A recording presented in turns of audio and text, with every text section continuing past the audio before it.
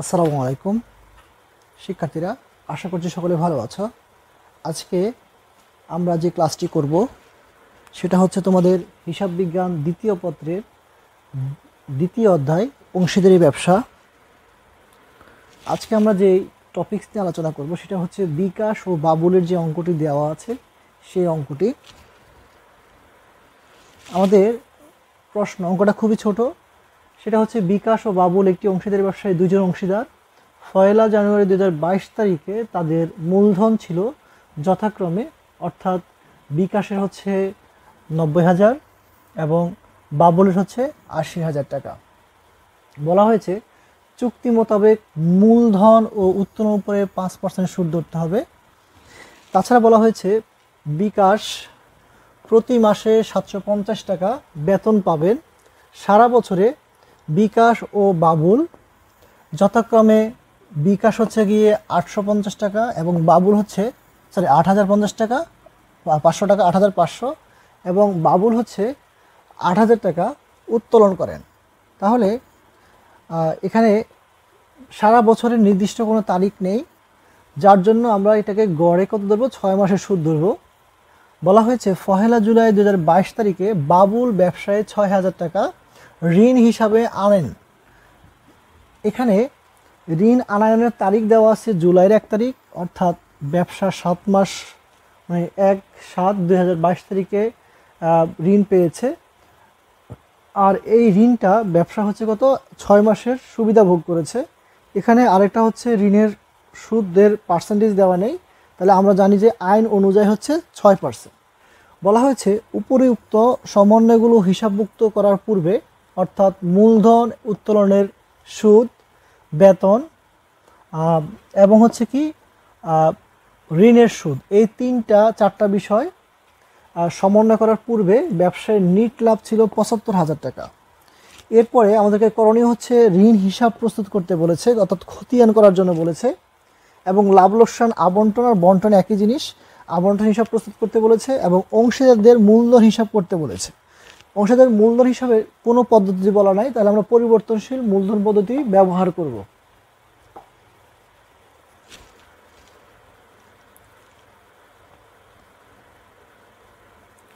তাহলে আমরা যাচ্ছি আমাদের বিকাশ ও বাবুলের ঋণ হিসাব লেখার জন্য। তা আমরা যেহেতু কোনো পদ্ধতি বলা নাই, এটা কি আমরা টি ছকে করব নাকি হিসাব যেটা আছে চলমান জের ছক ওখানে করব, কিছু বলা নেই। তা আমরা আমাদের সুবিধার্থে চলমান জের পদ্ধতি নিলাম। এখানে হচ্ছে হিসাবের কোড নম্বর আসবে, হিসাবের কোড নম্বর, অর্থাৎ এখানে কোড নম্বর অন্তর্ভুক্ত হবে। তাহলে আমরা খতিয়ানের যে ঘর সেটা ফলো করব বা অনুসরণ করব। তারিখ, বিবরণ, জাবেদা পৃষ্ঠা, ডেবিট টাকা, ক্রেডিট টাকা, ডেবিট জের, ক্রেডিট জের। এরপরে হচ্ছে আমরা লিখব যে কবে আমরা ঋণ পেয়েছি। সেটা পেয়েছি 2022 তারিখের, অর্থাৎ এই যে 2022 তারিখের জুলাইয়ের 1 তারিখ লিখলাম। 2022 জুলাই 1 ঋণ পেলে আমরা কি পাই, নগদ টাকা পাই। জাবেদা কি, নগদান হিসাব ডেবিট, ঋণ হিসাব ক্রেডিট। তাহলে আমরা নগদান হিসাব দেব, ঋণ হিসাব ক্রেডিট দিকে টাকা লিখব। এরপর হচ্ছে ঋণের সুদ।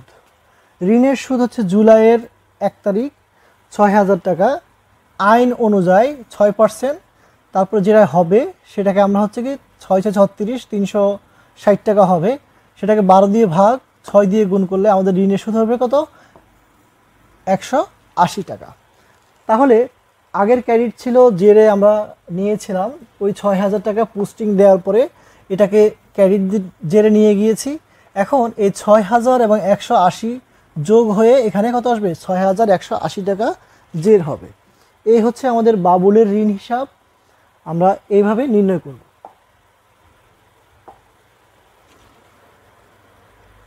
এবার আমরা খ নম্বরে চলে যাচ্ছি। খ নম্বরে আমাদের করণীয় হচ্ছে লাভ লোকসান আবন্টন হিসাব প্রস্তুত করা। তাহলে আমরা প্রথমে যে কাজটা করব সেটা হচ্ছে আমরা লিখব খ নাম্বার, বিকাশ ও বাবুলের অংশীদারি ব্যবসায়ের লাভ লোকসান আবন্টন হিসাব। ডেবিট পাস, ক্রেডিট পাস, টাকার গড় দুইটা, এটা বিশদ টাকা, একটা হচ্ছে নিট টাকা। এরপরে আমরা লিখব আমাদের ছক অনুযায়ী যেটা আমরা শিখেছি, একবার লাস্টের লাইন দিয়ে শুরু করব, মানে আমাদের অঙ্কটা শুরু করব। সেটা হচ্ছে 31 ডিসেম্বর তারিখে ব্যবসায় নিট লাভ ছিল 75,000 টাকা।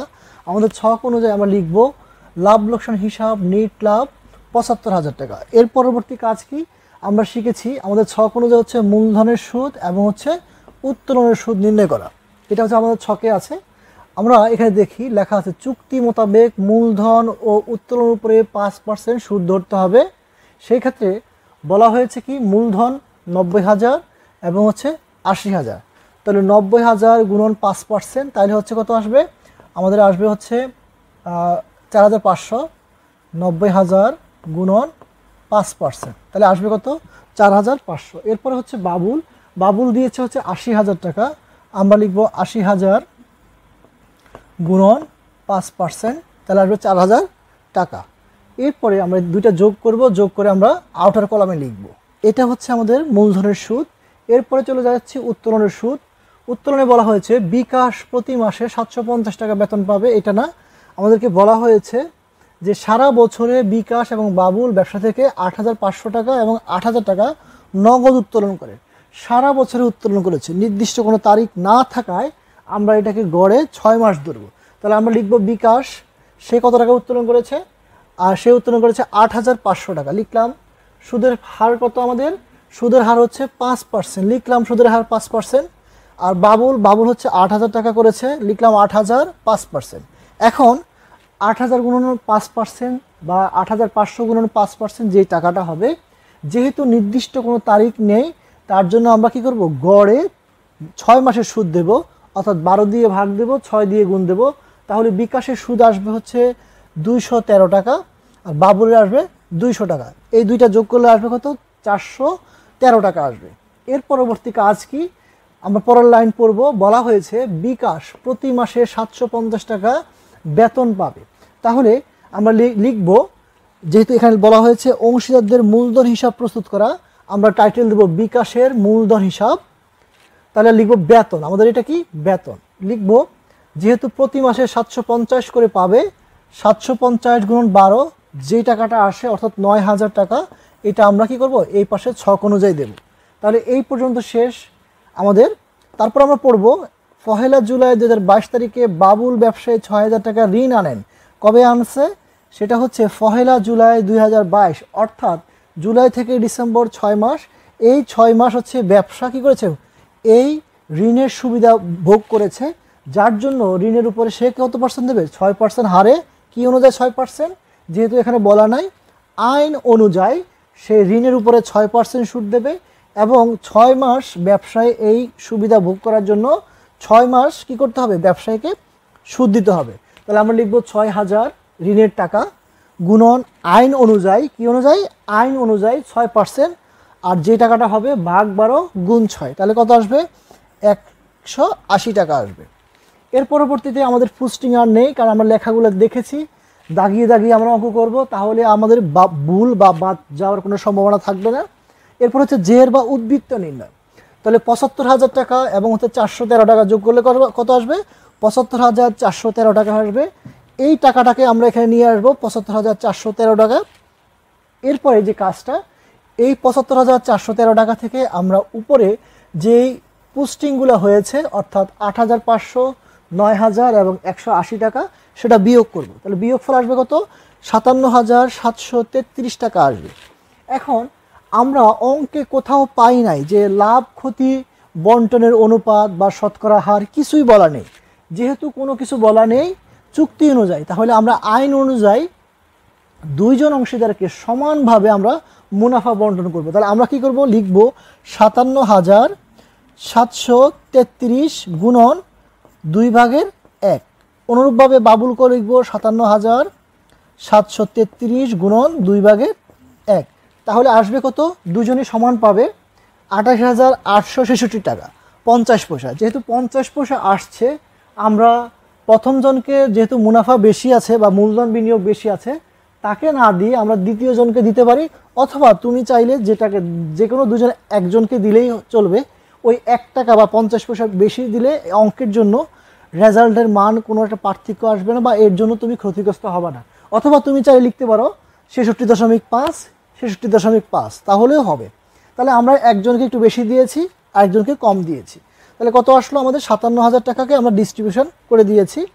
এই হচ্ছে আমাদের কি অনুযায়ী লিখেছি এখানে? মুনাফার অংশ আইন অনুযায়ী। যেহেতু এখানে চুক্তি অনুযায়ী কিছু লেখা নাই, তাহলে চুক্তির অবর্তমানে আইন কার্যকর হবে, আমরা এটা উল্লেখ করতে চাইলেই করতে পারি।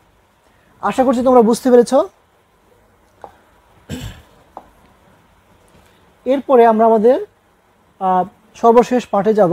তোমরা চাইলে আরেকবার দেখে নিতে পারো। এরপরে আমাদেরকে যেটা করার জন্য বলা হয়েছে সেটা হচ্ছে অংশীদারদের মূলধন হিসাব প্রস্তুত করার জন্য বলেছে। তাহলে আমরা মূলধন হিসাব প্রস্তুত করব। প্রতিষ্ঠানের নাম লিখতে হবে প্রথমে, ঘ নাম্বার, বিকাশ বাবুলের অংশীদারি ব্যবসায়ের অংশীদারদের মূলধন হিসাব। যেহেতু মূলধনের পদ্ধতি দুটো, একটা হচ্ছে স্থির আর একটা হচ্ছে পরিবর্তনশীল। স্থির পদ্ধতিতে মূলধন এবং অতিরিক্ত মূলধন ছাড়া আর কোনো কিছু যাবে না। আর পরিবর্তনশীল মূলধন পদ্ধতিতে মূলধন এবং হচ্ছে যে আয় এবং ব্যয়গুলো যাবে, কিন্তু ঋণের সুদ আসবে না। কি বলেছি? যে মূলধন হিসাবে ঋণের সুদ আসবে না। তাহলে আমরা লিখি প্রথমে মূলধন, বা অর্থাৎ আমাদের এটা কি ছিল? মূলধন ছিল বলেছে, ছিল বলা মানে ব্যালেন্স বিডি। তাহলে আমরা লিখলাম 2022 সাল জানুয়ারি 1 ব্যালেন্স বিডি 90,000 এবং 80,000। এরপরে আমাদের আবন্টন হিসাবের কি ছিল? মূলধনের সুদ ছিল ডেবিট পাশে, আমরা সেই মূলধনের সুদকে নিয়ে আসলাম ক্রেডিট পাশে। বেতন পেয়েছে একজন, বিকাশ। তাহলে আমরা এখানে লেখা আছে যে বিকাশ বেতন পেয়েছে, তার ঘরে আমরা যেহেতু তার কি হয়েছে, লাভ হয়েছে বা তার এটা উপার্জন হয়েছে, এই জন্য এটা তার কী করবে? মূলধনকে পরিবর্তনশীল মূলধন পদ্ধতিতে তার মূলধনকে বৃদ্ধি করবে, যার জন্য বেতনটা তাকে দিলাম। এরপরে মুনাফা অংশ আমরা আবন্টনে যাই লিখবো এখানে তাই লিখবো। অর্থাৎ যদি তুমি 0.5 দাও তাহলে এখানেও তাই দিবা, আর যদি একজনকে বেশি দাও তাহলে তুমি প্রথম জনকে 50 পয়সা বেশি দিতে পারো, কোনো সমস্যা নেই। আমরা যা লিখেছি তাই এখানে লিখবো, একজন 66 টাকা, একজন 67 টাকা। এরপরে আমাদের ক্রেডিট পাশে কি ছিল? ক্রেডিট পাশে ছিল উত্তোলন, আমাদের ছিল না, আমরা উত্তোলন লিখি নাই, কিন্তু উত্তোলনের সুদ ছিল। আবন্টন হিসাব থেকে আমরা কি পেয়েছি? উত্তোলনের সুদ পেয়েছি। এখন এই মূলধনের এই যে উত্তোলনটা, এই উত্তোলনটা কোথা থেকে আসছে? বলা হয়েছে সারা বছরে কত টাকা? 8,500 টাকা এবং 8,000 টাকা উত্তোলন করেছে। এবং এই উত্তোলনটা আমরা এখানে লিখবো, যেহেতু আবন্টনের অংশ না, এটা হচ্ছে মূলধনের অংশ, এই জন্য আমরা লিখবো উত্তোলন হিসাব 8,500 এবং 8,000। আমাদের আর কোনো পোস্টিং নেই, যেহেতু মূলধন হিসাবে ঋণ সংক্রান্ত কোনো দাখিলা আসবে না। মূলধন হিসাবে চলতি হিসাবে আসবে, কিন্তু চলতি হিসাবে আসবে কি? ঋণের সুদ আসবে। তাও কি আসবে? ঋণের সুদ আসবে, ঋণ আসবে না। ঋণের জন্য আলাদা ঋণ হিসাব করতে হয়, আমরা ক নাম্বারে ঋণের সুদ করেছিলাম।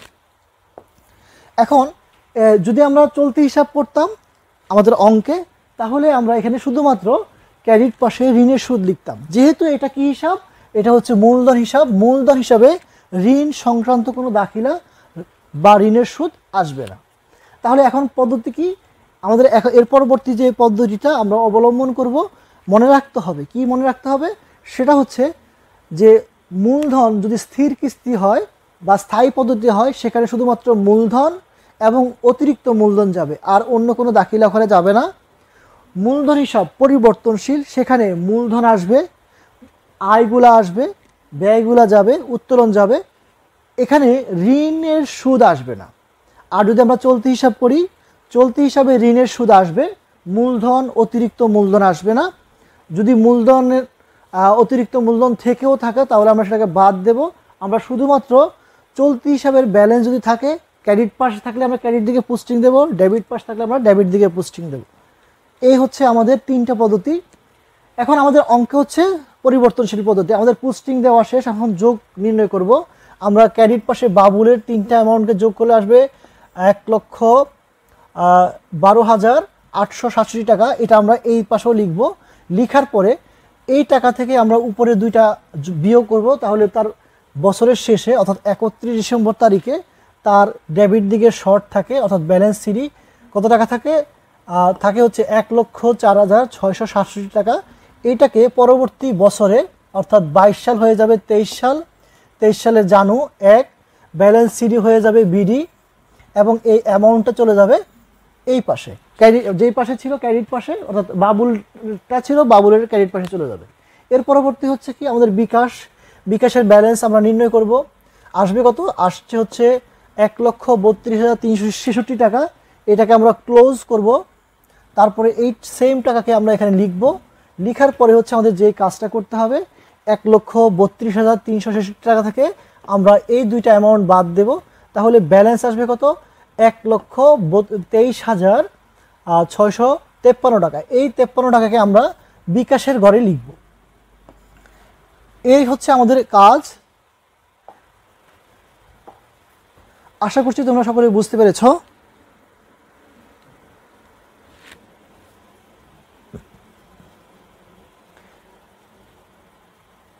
তোমাদের জন্য একটা কাজ রয়েছে, তোমরা এটা বাসায় চেষ্টা করবে, নিজেরা করবে। সেটা হচ্ছে সুজন, সুমিতা এবং স্বপ্না এদের অঙ্ক। আশা করছি তোমরা এটা চেষ্টা করবে, এবং যদি কোনো অঙ্ক করতে গিয়ে সমস্যা হয় আমাকে জানাতে পারো, আমার হেল্প নিতে পারো। সকলকে ধন্যবাদ, সকলের সুস্থতা কামনা করছি। আল্লাহ হাফেজ, আসসালামু আলাইকুম।